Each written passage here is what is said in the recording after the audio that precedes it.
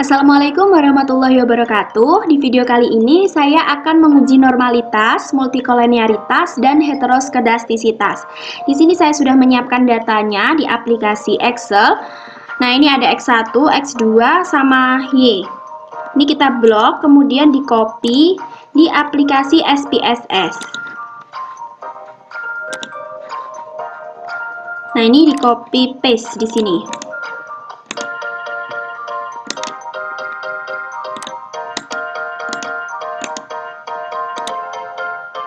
Nah, kita tunggu ya.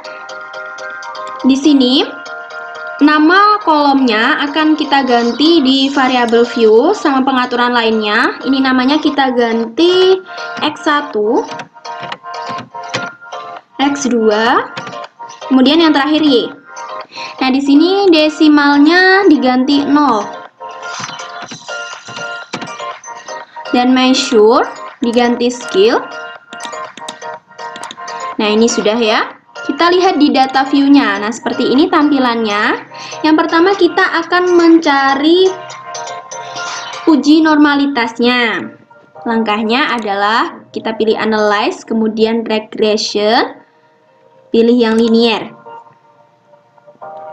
Nah, di sini ada dua kolom, dependent sama independent. Dependent kita kasih yang variabel Y karena merupakan variabel yang terikat. Yang independent kita kasih X1 sama X2 karena merupakan variabel bebas. Kemudian pilih plots. Standardized residual plots. Kita centang yang histogram sama normal probability plot. Continue, kemudian OK. Nah, bisa dilihat di outputnya. Ya, kita tunggu sebentar. Nah, ini nanti akan muncul di chart sini. Kita bisa melihat gambar. Nah, data ini dikatakan normal ya, karena histogramnya tidak setara. Walaupun ini ada yang sama, setara dia, tapi nggak apa-apa, banyak yang nggak setara, ada yang tinggi, ada yang rendah. Itu bisa dikatakan normal. Kemudian kita lihat yang gambar kedua. Ini titik-titiknya menyebar sesuai diagonal. Dia artinya normal ini datanya, karena titik-titiknya menyebar sesuai diagonal.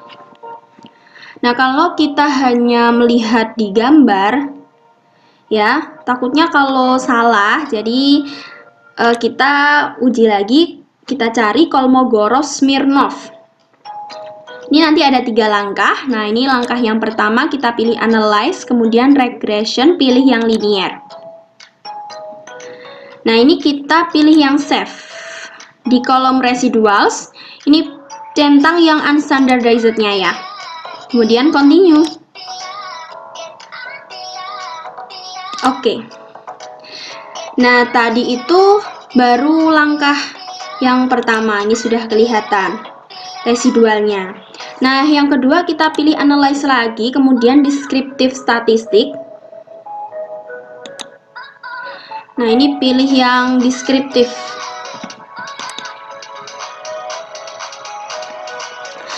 Nah, di sini unstandardized-nya dimasukkan ke kolom variabel. Kita pilih option dulu. Nah, di sini distribution-nya kita pilih semua, baik kurtosis maupun skewness ya. Display order-nya sudah variable list, kemudian continue dan OK. Nah, masih ada satu lagi tahap untuk melihat Kolmogorov-Smirnov-nya. Kita pilih analyze lagi, kemudian non-parametric test, cari yang sampel KS. Nah, ini sampel KS. Nah, ini unstandardized-nya dimasukkan ke tes variable list ya. Tes distribution-nya sudah normal, sudah dicentang, kemudian OK.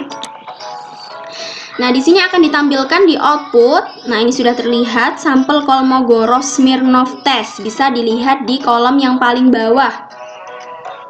Nah, ini data bisa dikatakan normal apabila lebih dari 0,05.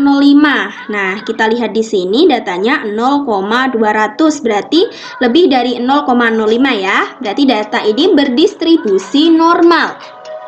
Nah, kita sudah menguji normalitas. Sekarang yang kedua kita menguji multikolinearitas. Perlu diketahui bahwa data yang bagus adalah data yang terbebas dari multikolinearitas. Langkahnya adalah analyze, kemudian regression, pilih yang linear. Nah, ini pilih yang statistik.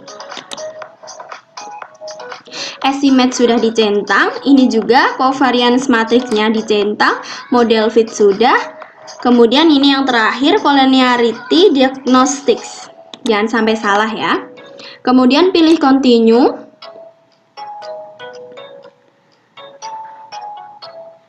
Sudah, kita oke.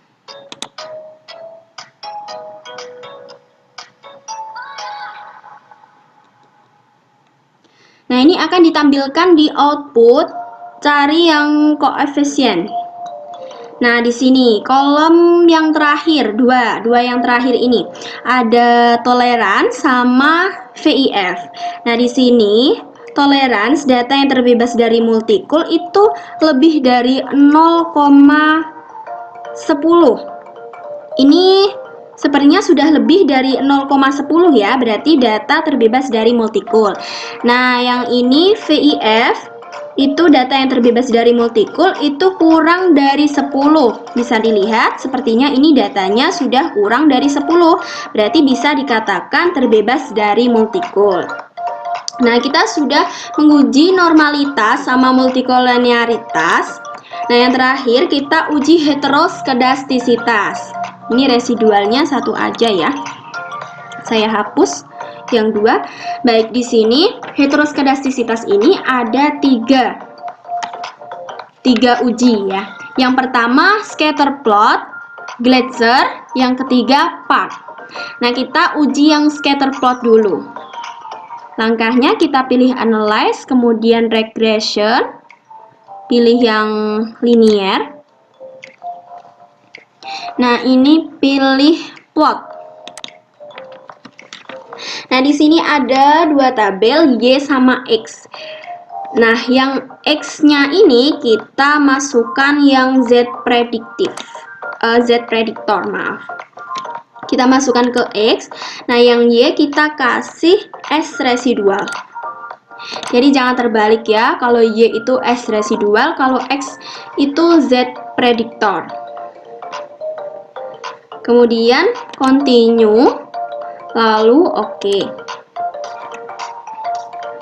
Nah, kita lihat scatter plotnya di output. Ini dia. Scatter plot ini titik-titiknya menyebar di atas maupun di bawah angka 0 di sumbu Y. Itu datanya dikatakan terbebas dari heteroskedastisitas ya, karena ini titik-titiknya sudah menyebar. Nah, kalau kita hanya melihat gambar itu takutnya salah mengartikan. Jadi yang kedua kita akan melakukan uji Glatzer. Kita kembali ke data view dulu. Nah, ini residualnya satu aja. Saya hapus. Nah, kita akan menguji Glatzer. Langkah pertama transform, kemudian compute ini variabel. Nah, ini target variabelnya kita isi ABS res. Artinya absolute residual underscore res. Nah, sudah di function groupnya kita pilih yang all. Yang function and special variable kita pilih ABS ya. Kita masukkan ke numeric expression. Nah, sudah di sini ada tanda tanya. Kita masukkan yang unstandardized-nya di sini. Nah, kalau sudah kita klik OK.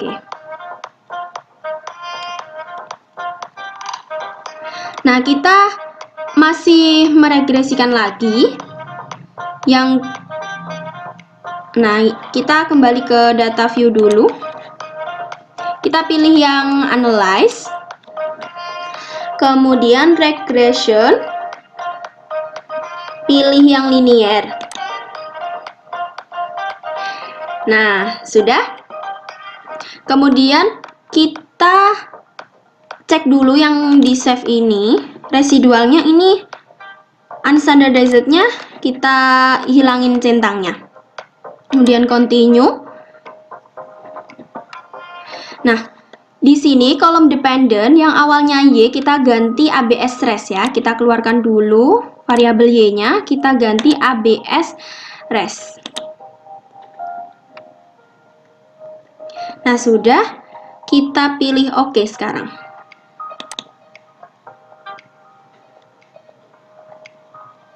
Nah, ini ditampilkan di output.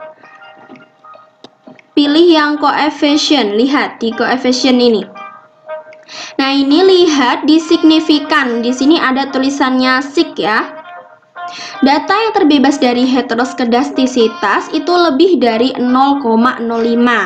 Nah, ini bisa dilihat, sepertinya ini ada satu yang nyaris sekali ya, 0,052, sedangkan data yang terbebas dari heteroskedastisitas itu lebih dari 0,05.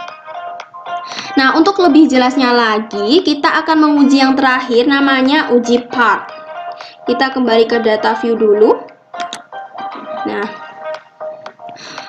uji part, yang pertama kita pilih transform, kemudian compute variable. Nah, ini target variabelnya awalnya yang ABS res, kita ganti ln kuadrat UI.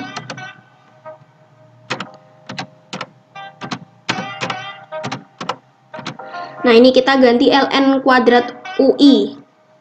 Ini artinya log residual yang sudah dikuadratkan, jadi nanti akan dikuadratkan. Nah, ini sudah dipilih all, kita pilih yang ln sekarang. Kita cari ln. Nah, ini di sini. Ini dimasukkan ke numeric expression ya. Ini saya hapus. ln-nya dimasukkan numeric expression. Nah, di sini ada tanda tanya, ini dikasih unstandardized. Kita masukkan ke numeric expression.